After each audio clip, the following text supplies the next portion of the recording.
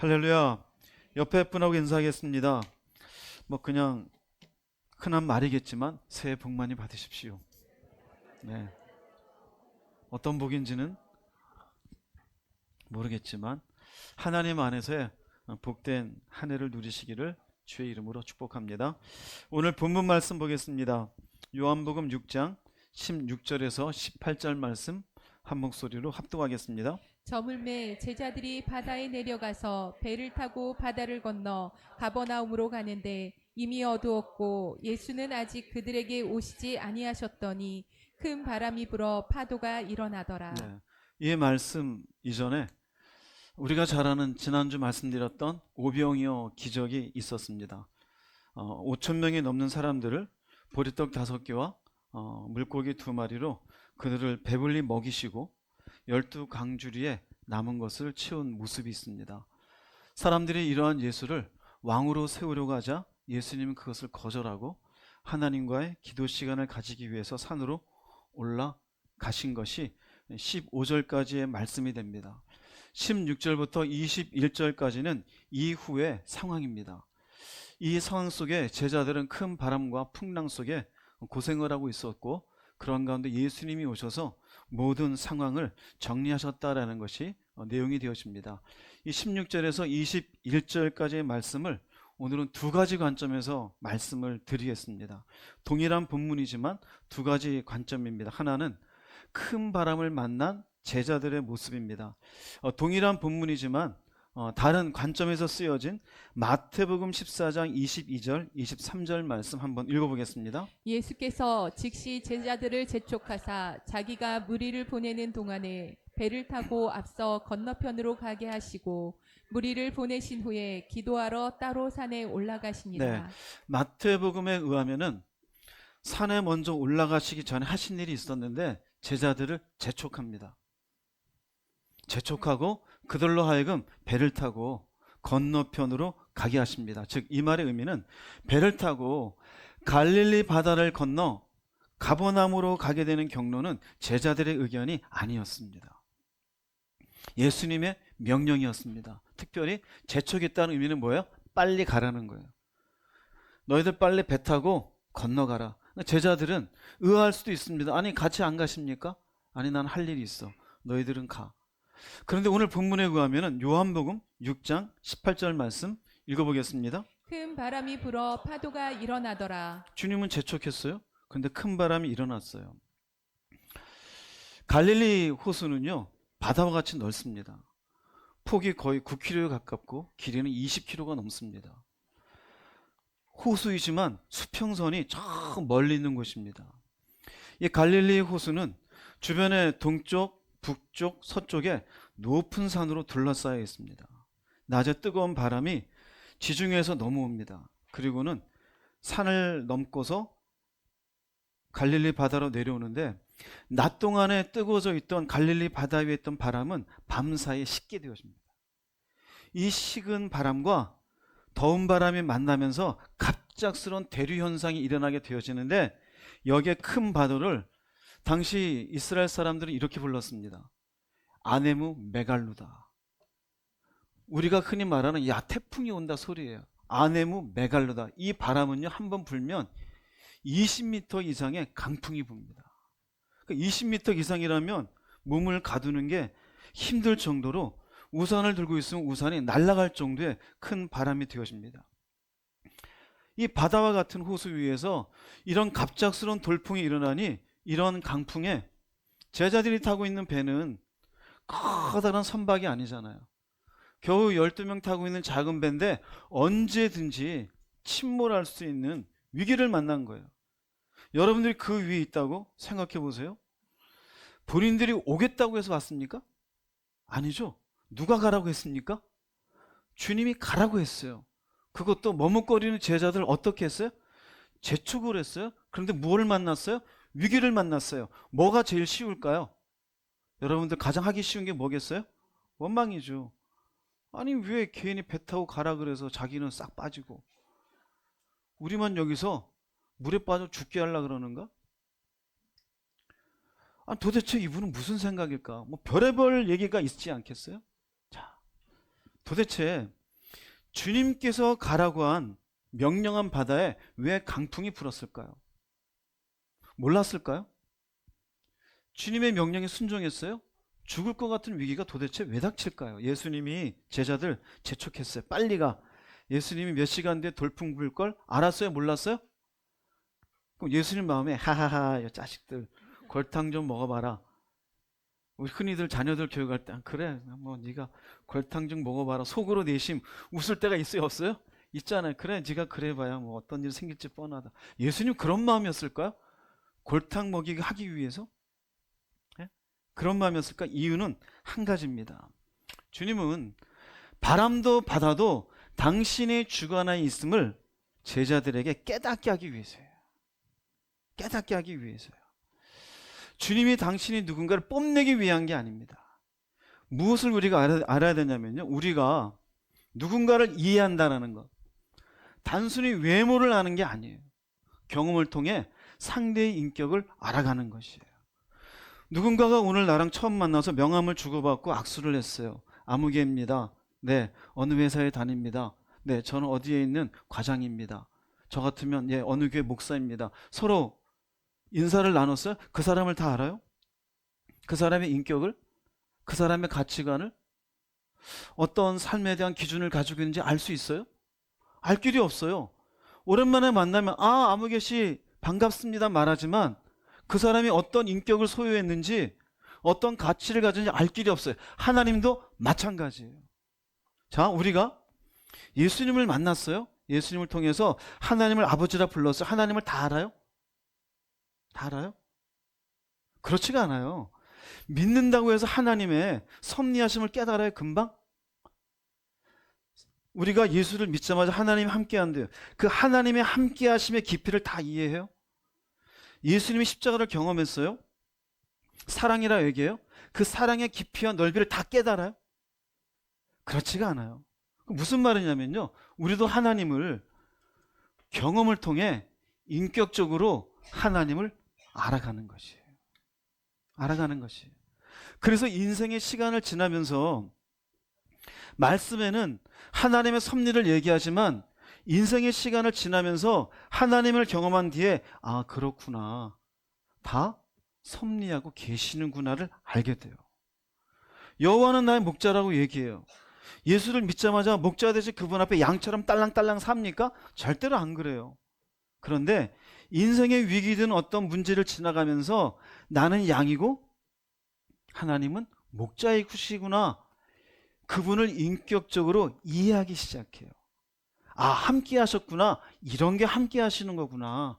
여호와 이래. 야, 내가 그렇게 염려했는데 다 준비하고 계셨구나. 사랑, 내가 예수 처음 믿을 때 고백했던 그 사랑은 그야말로 만분의 1, 천분의 1도 안 되는구나. 이 사랑이 얼마나 넓은지, 이 사랑이 얼마나 깊은지 측량할 수가 없는 사랑이구나. 뭡니까?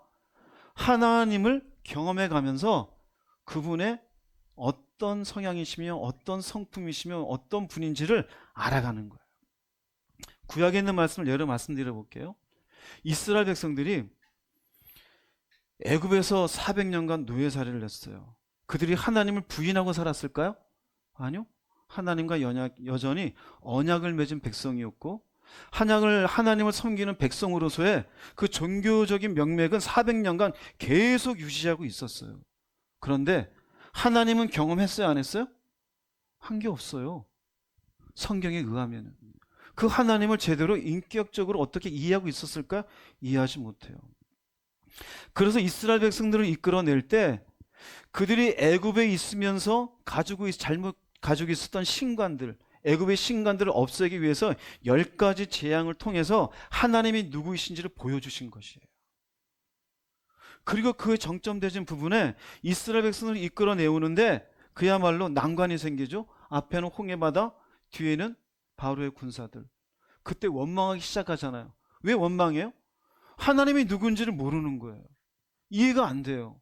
이 홍해를 어떻게 하고 뒤에 있는 바로의 군사는 어떻게 하냐 이거예요. 하나님이 이야기합니다. 모세에게 네 손을 내밀어서 바다를 갈라지게 하라.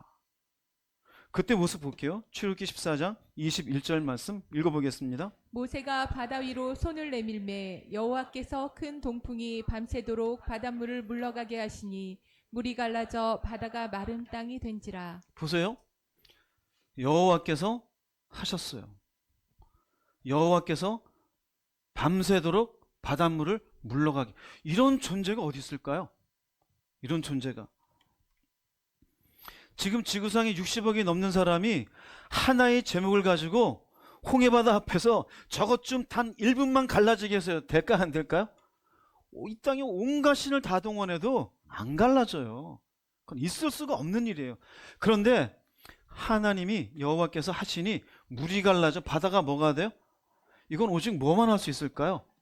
왜 이스라엘 백성들 앞에 이렇게 할까요? 이스라엘 백성들이 애굽에 나올 때 애굽의 진 앞에 하나님이 딱 계셨어요. 그리고 당신의 사자를 통해 이스라엘 백성을 끌어가요. 홍해바다를 보면은요, 짧고 쉽게 건너갈 수 있는 위쪽 길이 있어요. 근데 그렇지 않고 중간을 통과하게 해요. 하나님의 뜻이에요. 왜 그랬을까요? 하나님이 바다를 주관하는 분임을 경험시켜 주시는 거예요. 그분이 누군가를 깨닫게 하는 거예요. 자, 건넜어요. 그들이 애굽에서 올 때 여러 가지 많은 식량들을 싸가지고 왔어요. 그런데 성경에 의하면은 2달 반 정도 지나니까 모든 식량이 싹 떨어져요. 그때 이스라엘 백성들이 원망이 시작합니다. 우리가 먹을 게 없고 여기서 기운이 없어 줄여 죽겠구나. 그때 하나님이 이렇게 하십니다. 출애굽기 16장 4절 읽어보겠습니다. 그때 여호와께서 모세에게 이르시되 보라 내가 너희를 위하여 하늘에서 양식을 비같이 내리리니 백성이 나가서 일용할 것을 날마다 거둘 것이라. 보세요. 여호와께서 내린대요. 어디에서요? 하늘에서. 이게 뭐가 되어져요? 만나죠. 날마다 뭐를 해요? 날마다 거둔대. 이걸 할 수 있는 존재가 어디 있을까요? 도대체 하늘에서 여러분이 한 40일을 금식하고 옥상에 올라가셔서, 요새는 옥상도 없네요. 그죠? 교회 오셔서 창문을 열고 이쪽으로 좀 오늘 일용할 양식을 내려주세요. 굶어 죽어요. 안 돼요. 무슨 하늘에서 저게 내려와요. 이걸 이스라엘 백성들에게 날마다 경험시켰어요. 날마다. 그 뭘까요? 하나님이, 웅진 형제님, 하늘의 주관자임을 깨닫게 하신 거예요. 뭡니까? 경험시켜 주신 거예요. 봐라, 내가 누구인지. 나는 하늘을 주관하는 자이다. 왜 이렇게까지 할까요? 그들이 언약 맺고 알고 있는 하나님은 창조주예요. 머리로 있는 하나님이 아니라 경험되어지는 인격으로 만나는 하나님을 깨닫게 해주시는 거예요. 이해돼서 무슨 말인지? 그래서 날마다 일용할 것을 거두면서 이분은 하늘의 주관자이심을 경험시켜 주셔요. 나중에 이들이 물이 다 떨어져요.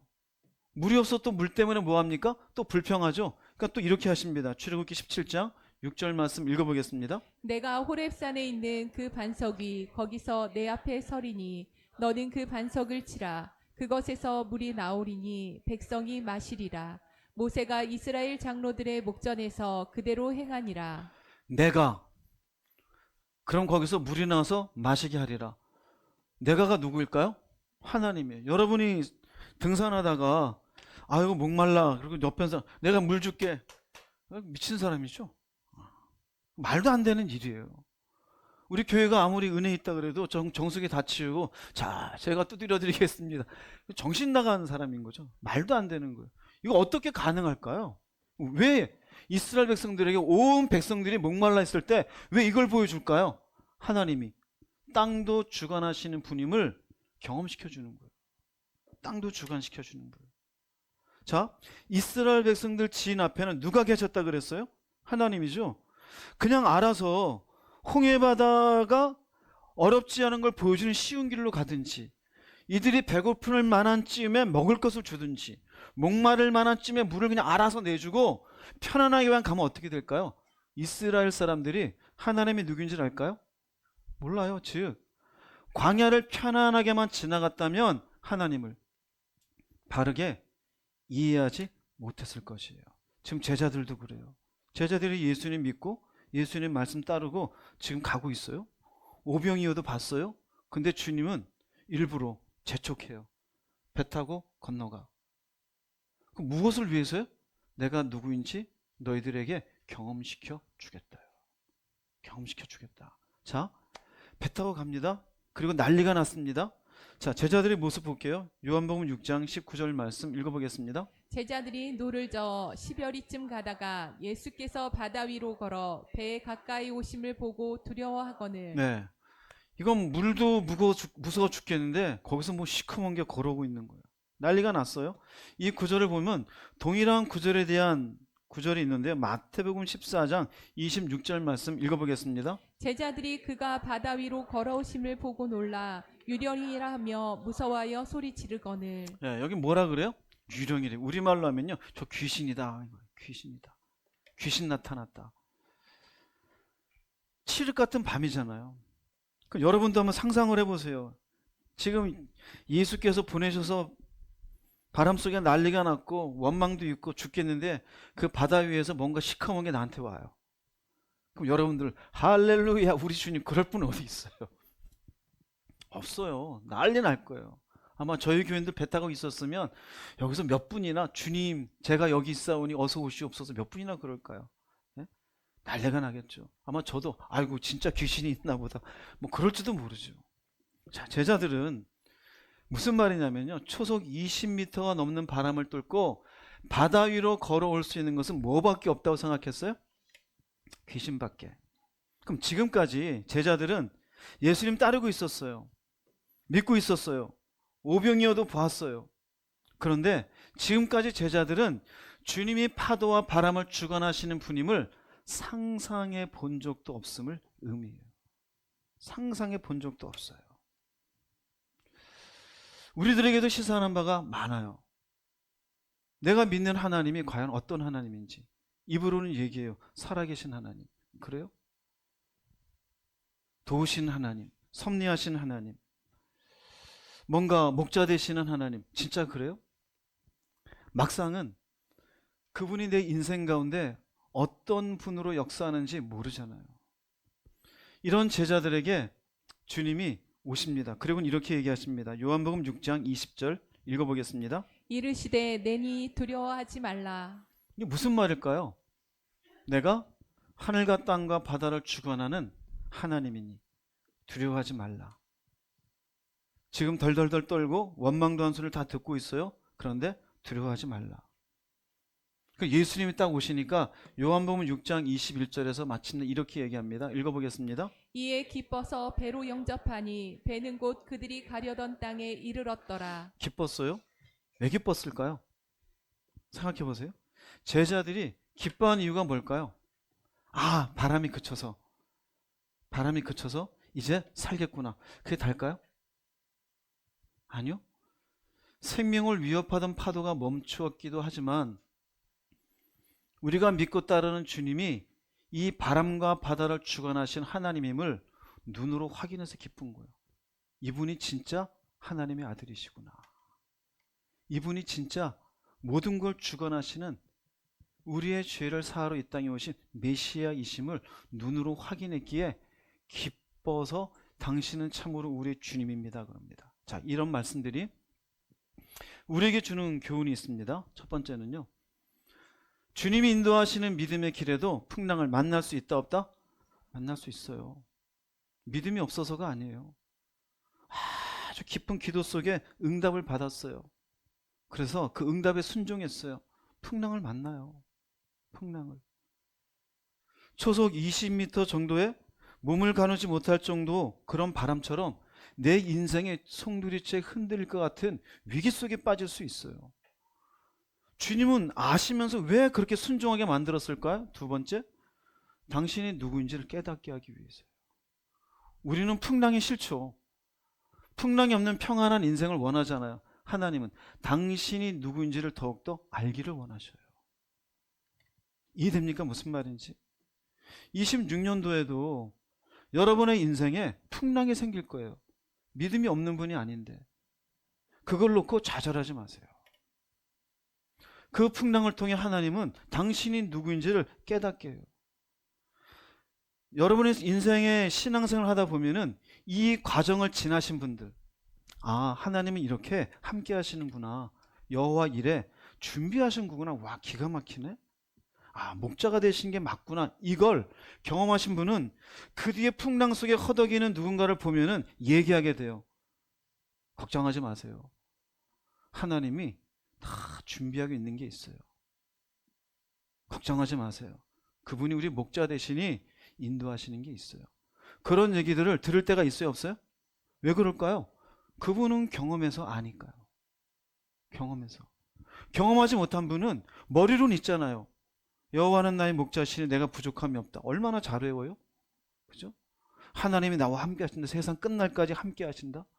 모든 것을 주관하신 하나님, 우리를 살리기도 하시고 죽이기도 하신 하나님, 나를 높이기도 하시고 낮추신 하나님, 섭리하신 하나님 알잖아요.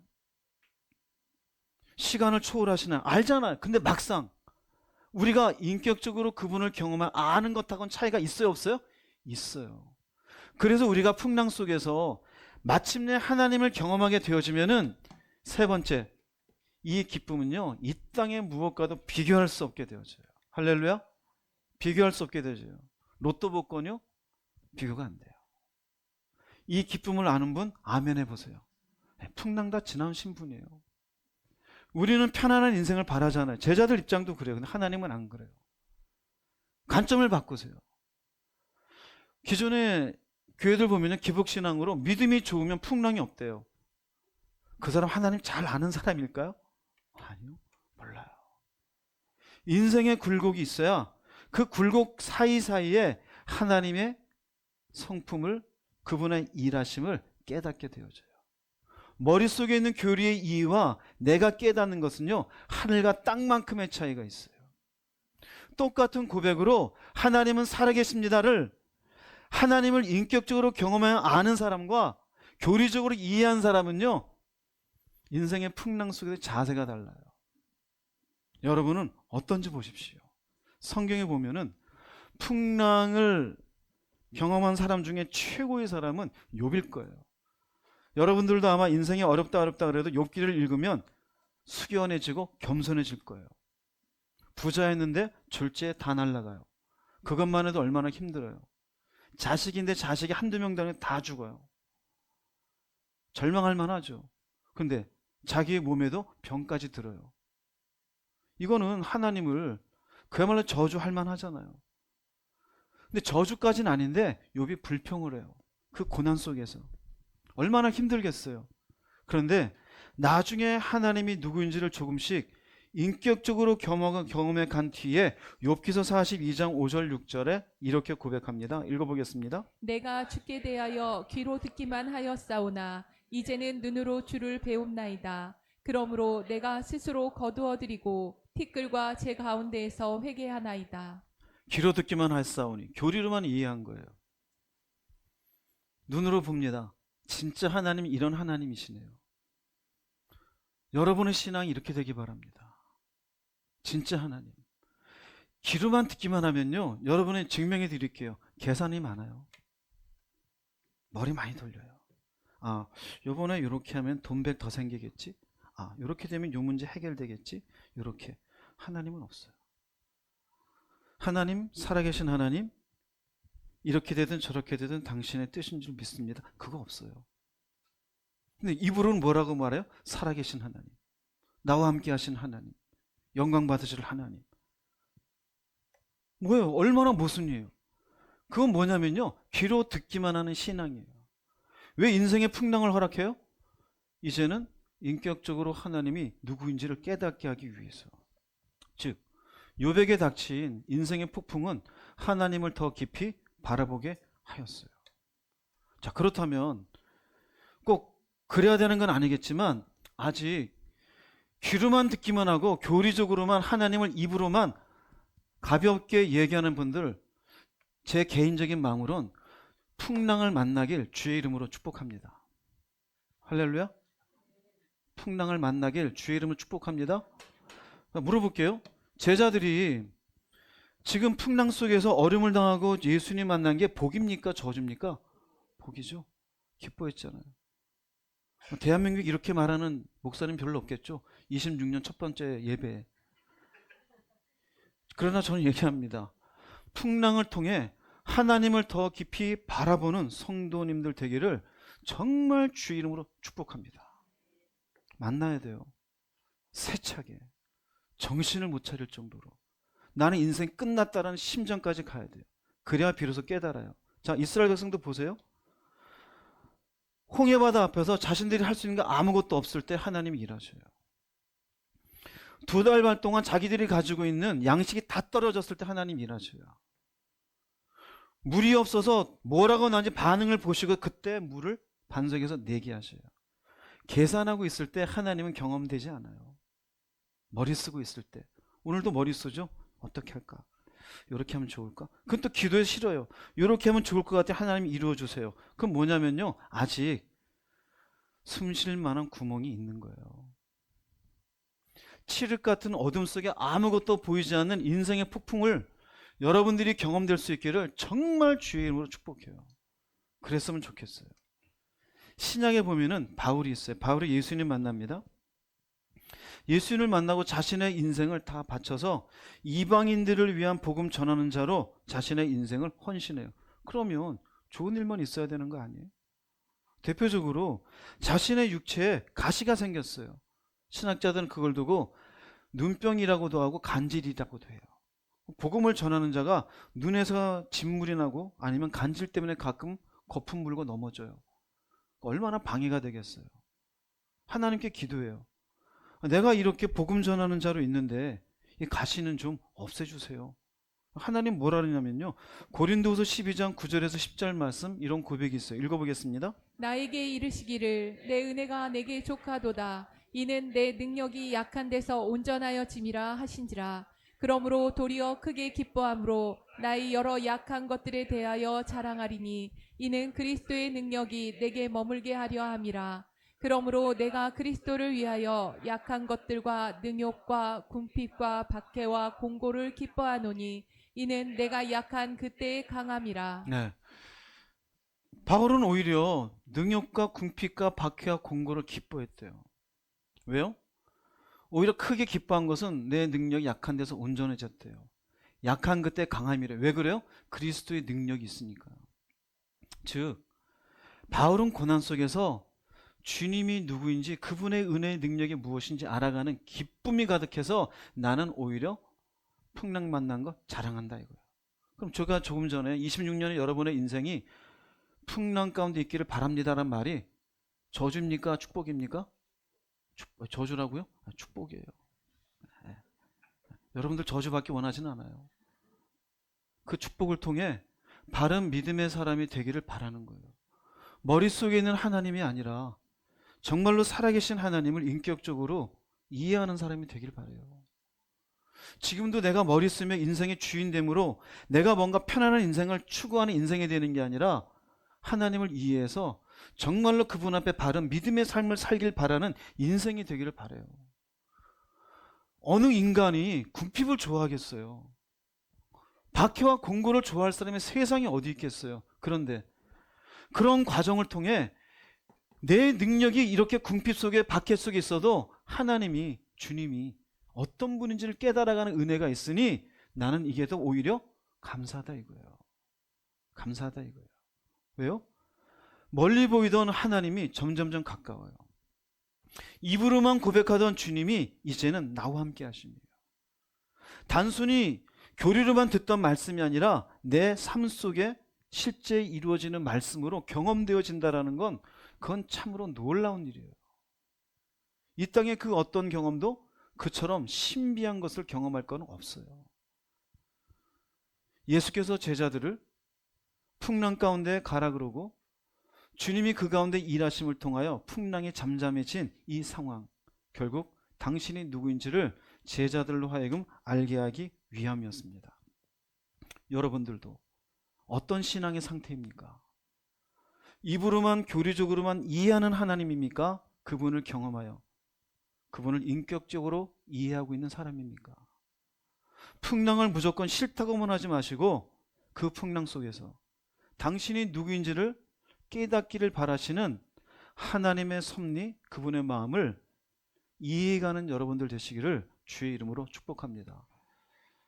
요한복음 6장 16절 21절의 첫 번째 해석은 그와 같이 말할 수 있어요. 두 번째 해석은 예수님을 영접하는 삶에 대한 말씀이라고 볼 수 있습니다.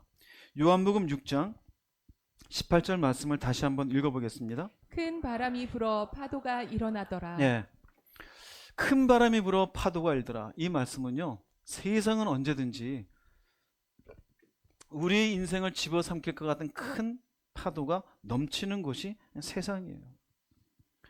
때로는 우리가 살다 보면 원하지 않았던 실패를 경험하기도 해요. 그런 실패 속에서 마음이 얼마나 무겁습니까?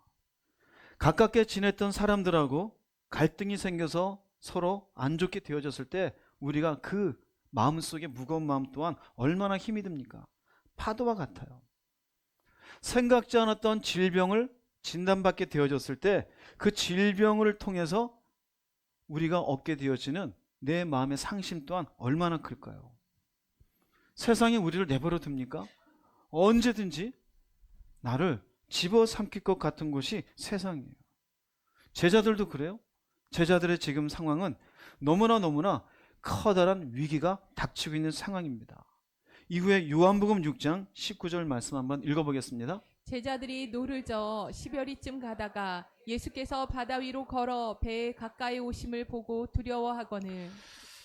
풍랑 속에 있을 때 예수님은 처음부터 안 와요. 제자들이 노를 저러 10여리쯤 갔대요. 심리는 알잖아요.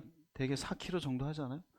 그럼 우리가 평지에서 4km야 뭐 조금만 걸으면 되지만 물 위에서 풍랑 속에 4km 이상을 우리가 헤맨다는 것은 생각해 보세요.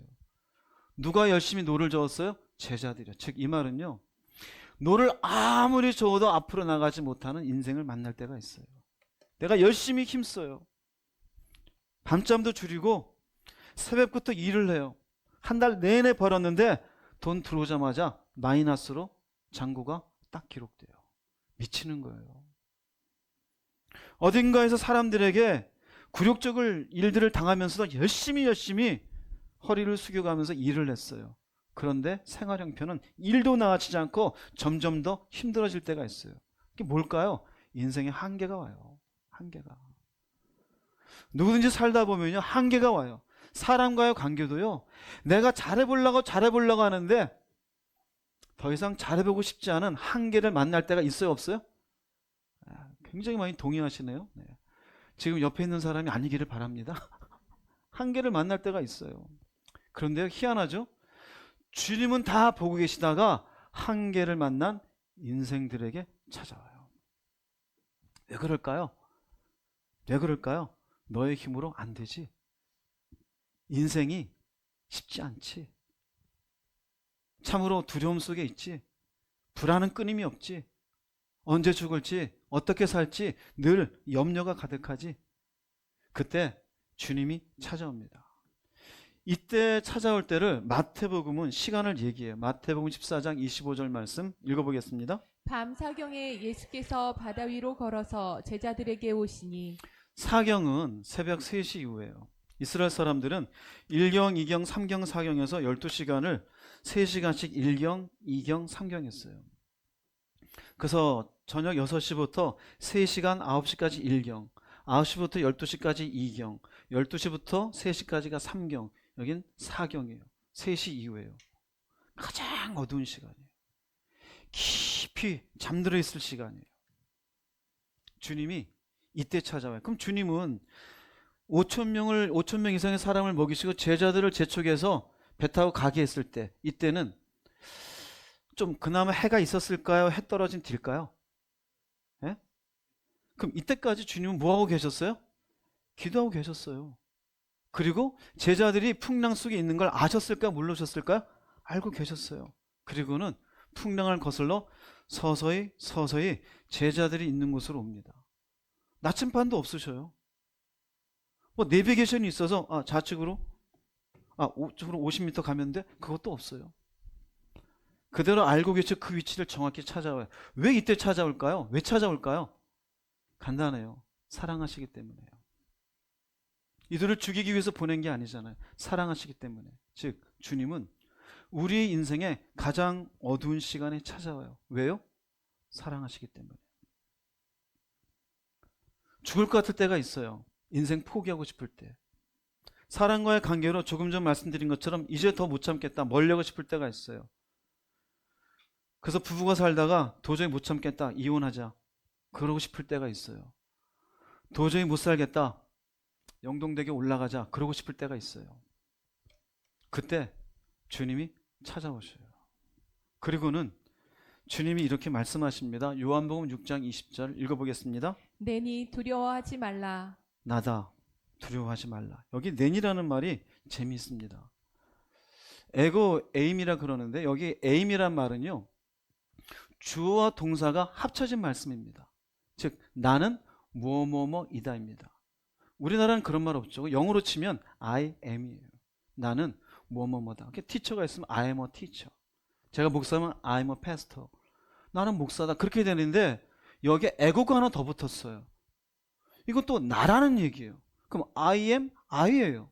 나는 I라는 건 바로 그다라는 게 무슨 말이냐면요, 이스라엘 백성들이 모세에 의해서 이렇게 출애굽이 되기 전에 당신의 이름을 가르쳐 주어요. 출애굽기 3장 14절에. 그때 그분이 하신 말씀이 나는 스스로 있는 자니라. I am who I am. 똑같은 말이에요. 그 말은요, 내가 바로 창조주이다. 내가 바로 주관자이다. 내가 바로 하나님이다. 즉 두려운 상황에 한계에 닥쳤어요. 미치겠어요. 때려치고 싶어요. 죽어버리고 싶어요. 그런데 그 바람과 파도를 다루실 하나님을 믿어라입니다. 내니 두려워하지 말라입니다. 이 말을 듣고 요한복음 6장 21절에 우리가 조금 전에 읽었던 말씀이지만 읽어보겠습니다. 이에 기뻐서 배로 영접하니 배는 곧 그들이 가려던 땅에 이르렀더라. 기뻐서 배로 영접했습니다. 이 말씀을 두고 마가복음 6장 50절 51절은 이렇게 표현해요. 다 이거 읽어보겠습니다. 그들이 다 예수를 보고 놀람이라. 이에 예수께서 곧 그들에게 말씀하여 이르시되 안심하라. 내니 두려워하지 말라 하시고 배에 올라 그들에게 가시니 바람이 그치는지라. 배에 주님을 영접하자. 배에 올라 그들에게 가시니에요. 그럼 배로 영접했어요. 영접한 뒤에 바람이 그쳐요. 영접한 뒤에. 영접하기 전에는요, 그대로 바람이에요. 그리고 어떻게 해요? 주님과 함께 그들이 가려던 땅에 이르게 되어져요. 즉 주님을 배로 영접하는 바람은 멈추고 배는 목적지에 무사히 이를 수 있었습니다. 자, 풍랑을 만난 제자들, 그들에게 찾아간 예수님, 그들을 영접하고 또 그들이 영접한 이후에 바람이 멈추고 목적지에 다다른 이 말씀이 우리들에게 주는 교훈이 있어요. 첫 번째는요, 우리 인생의 불안이라는 것, 우리 염려라는 것, 세상이 험하기 때문만이 아니에요. 죄로 인해 하나님과의 관계가 깨어진 순간 인간의 마음속에 두려움이 들어온 것, 이것이 성경이 말하는 우리의 모든 불안과 염려와 한계에 대한 근본적인 이유라고 얘기해요. 아담이 하나님 앞에 죄를 짓습니다. 그 뒤에 창세기 3장 10절 말씀 읽어보겠습니다. 내가 동산에서 하나님의 소리를 듣고 내가 벗었으므로 두려워하여 숨었나이다. 왜 두려워했을까요? 뭐 때문에 두려워했을까요? 뭐 때문에요? 죄 때문인데 이 두려움은 무슨 두려움일까요? 네가 동산 중앙에 있는 실과를 먹으면 반드시 어떻게 되리라? 죽음에 대한 두려움이에요. 죽음에 대한 두려움. 마침내 여기에 죽음에 대한 두려움이 나오고 동산에서 쫓겨나게 되어져요. 에덴 동산에 있었을 때 먹을 걱정이 있었을까요? 어떻게 먹고 살지 걱정이 있었어요? 10년 뒤에 나는 어떻게 될까 걱정이 있어요? 없었어요. 에덴 동산에서 나간 뒤에는 먹을 걱정을 해요. 살 걱정을 해요. 어떻게 살지를. 근원적인 건 어디서 시작된 거예요? 죄에서 시작한 거예요. 우리들의 인생의 한계에 누구든지 공포 속에 있을 수 있고 조바심을 내고 불안 가운데 있어요. 그런데 그 모든 불안에 근원적인 이유가 어디에 있다고 성경은 얘기하냐면 죄 때문이라고 얘기해요. 아니 상황이 어려운데? 죄 때문이라고 얘기해요. 우리 모든 문제 어려움 속에 생각해 보세요. 이러다가 못 사는 거 아니야? 굶어 죽는 거 아니야? 이러다가 망하는 거 아니야? 전부 무엇에 대한 게 있어요? 끝장에 대한 두려움이 있어요. 그게 어디에서 파생돼요? 죄에서 파생되게 되어져요. 이런 인생들, 두려움 속에 있는 인생들, 근원적인 두려움이, 불안이 해소가 되지 않은 인생들에게 예수님은 찾아오셔요. 히브리서 2장 14절 15절 읽어보겠습니다. 예수님께서는 죽음의 권세를 가진 마귀를 멸망시키기 위하여 죽으셨고 또한 죽음에 대한 두려움에 사로잡혀 사는 사람들을 자유롭게 하기 위해 사람과 같은 모습으로 죽으셨습니다. 죽음에 대한 두려움에 사로잡혀 사는 사람들을 자유롭게 하기 위해서. 사실은 돈 문제가 아니었어요. 그로 인한 내가 뭔가 잘못될 것에 대한 두려움. 사람의 문제도요, 그 사람만의 문제일까요? 근원적인 건 바로 그 뒤에 내 인생에 대한 두려움이에요. 예수께서는 바로 이 사람들을 어떻게 하기 위해서요? 자유롭게 하기 위해서 예수께서는 십자가 지시고 죽으셨어요. 한계에 닥친 인생들, 내 인생의 문제를 어떻게 해결할 줄 모르겠는 인생들, 그 인생들에게 주님이 찾아와요. 계시록 3장 20절 말씀 읽어보겠습니다. 볼지어다 내가 문 밖에 서서 두드리노니 누구든지 내 음성을 듣고 문을 열면 내가 그에게로 들어가 그와 더불어 먹고 그는 나와 더불어 먹으리라. 왜 두드릴까요? 왜 두드릴까요? 사랑하시기 때문에. 제자들에게 밤 사경이 넘어서 찾아오셨어요. 왜 오셨다 그랬어요? 사랑하시기 때문에. 인생의 문제 앞에 한계를 만난 인생에게 왜 예수님이 두드리고 있을까요? 그 문제 속에 내가 들어가서 해결해 주겠다요. 왜요? 사랑하시기 때문이에요. 혹시 여러분의 인생에 한계를 경험하고 있는 분이 있습니까? 물질 때문에, 사람 때문에, 환경 때문에, 질병 때문에 주님이 두드리시는 소리를 들을 수 있기를 바랍니다. 이 두드림 속에 마침내 주님을 그 다음 영접하면 돼요. 제자들이 예수님을 배에 태운 것처럼. 그래서 요한복음 1장 12절은 이렇게 말씀합니다. 읽어보겠습니다. 영접하는 자 곧 그 이름을 믿는 자들에게는 하나님의 자녀가 되는 권세를 주셨으니. 네. 아직 예수님을 영접하지 못한 분이 있습니까? 그저 인생은 물질로 다 사는 것이고 내 권위로 사는 것이고 재능으로 사는 것이라고 착각하는 분이 있습니까? 아직 한계가 오지 않았으면 언젠간 올 겁니다. 그때 생각하십시오. 주님이 나를 두드리고 계시는구나. 오늘도 이 말씀이 여러분의 마음 문을 두드리는 주님의 사랑스러운 소리로 들려지기를 주의 이름으로 축복합니다. 영접하여 그분을 믿으면 어떻게 되어져요? 하나님의 자녀가 되어져요. 이른바 우리가 예수 안에서 믿음을 가지는 사람이 되어져요. 로마서 10장은 이렇게 얘기합니다. 9절 10절 읽어보겠습니다. 여러분의 입으로 예수님은 주님이시다라고 고백하고 또 마음으로 하나님께서 그리스도를 죽은 자들 가운데서 다시 살리신 것을 믿으면 여러분은 구원을 얻을 것입니다. 여러분은 마음으로 믿어 의롭다함을 얻으며 입으로 고백하여 구원을 얻습니다. 마침내 우리가 주님을 고백하고 영접하면 구원의 길을 가게 되어져요. 근데 희한하죠? 지금 말씀이 풍랑이잖아요. 그죠? 그럼 예수님 영접하는 것하고 무슨 관계가 있는가? 희한합니다. 예수님을 영접하고 나면은 두려움이 없어져요. 풍랑은 불어요. 근데 두려움이 없어져요. 내 마음속에 평강이 가득해요. 주님이 얘기해요. 나의 평안을 너에게 주노니. 예수님을 영접하고 나면 그분이 주시는 평안 때문에 이전에는 이 인간이 미웠는데 이 인간을 사랑할 마음이 생겨요. 물질 때문에 내 인생이 무너진다 그랬는데 그게 그렇게 중요하게 생각되지가 않아요. 질병 때문에 왜 난 이렇게 살아야 되나 그랬는데 그 뒤에 죽음 이후에 생명이 보여요. 평안이 오는 거예요. 뭘까요? 마침내 예수 안에서 풍랑이 불든 안 불든 풍랑을 이기는 자가 되어져요. 우리가 역사에 보면은 요한 웨슬레라는 사람이 있어요. 요한 웨슬레가 은혜가 충만해서 미국에 선교를 갔어요. 근데 한 2년 정도 선교했는데 아무런 소득이 없이 다시 영국으로 고국으로 돌아오는데 그 고국으로 돌아오는 배 안에서 풍랑을 진짜 만나요. 그런데 자기가 선교까지 한 사람이었는데 그 속에서 막 두려워서 이 풍랑 속에서 어쩔 바를 뭐 염려하는데 갑자기 어디서 찬송 소리가 들려요? 한 여러 명의 무리가 10여 명이 그 풍랑 속에서 찬양을 하고 있는 거예요. 야, 이 인간들은 뭐지? 도대체 언제 죽을지도 모르는데? 알고 봤더니 그 사람들이 모라비안 교도였어요.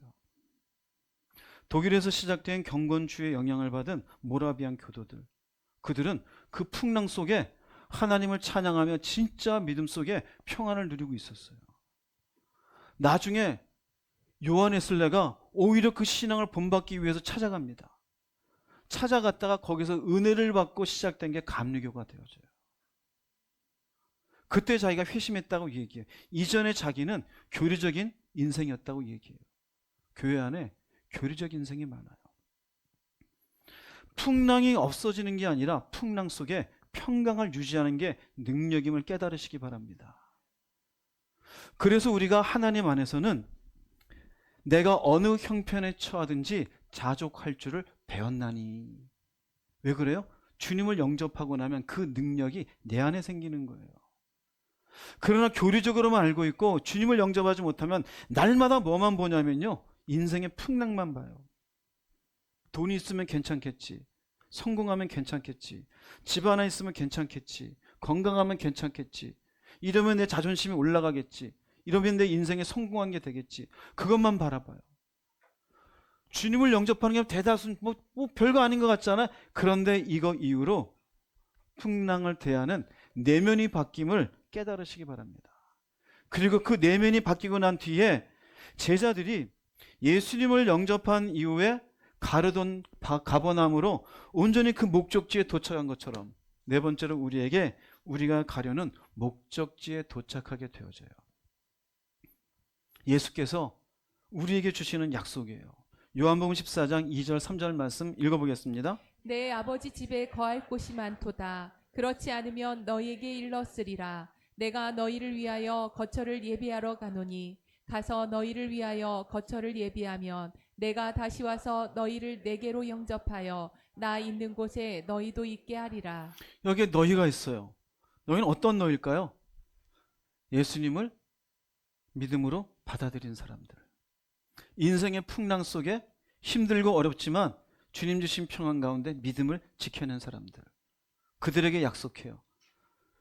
내가 처소를 예비했고 너희를 내가 있는 곳으로 내가 영접하리니 나 있는 곳에 너희도 있게 하리라. 어디예요? 주님이 약속하신 목적지예요. 이 목적지를 가슴에 품고 있는 이상 풍랑은 나를 해할 수 없어요.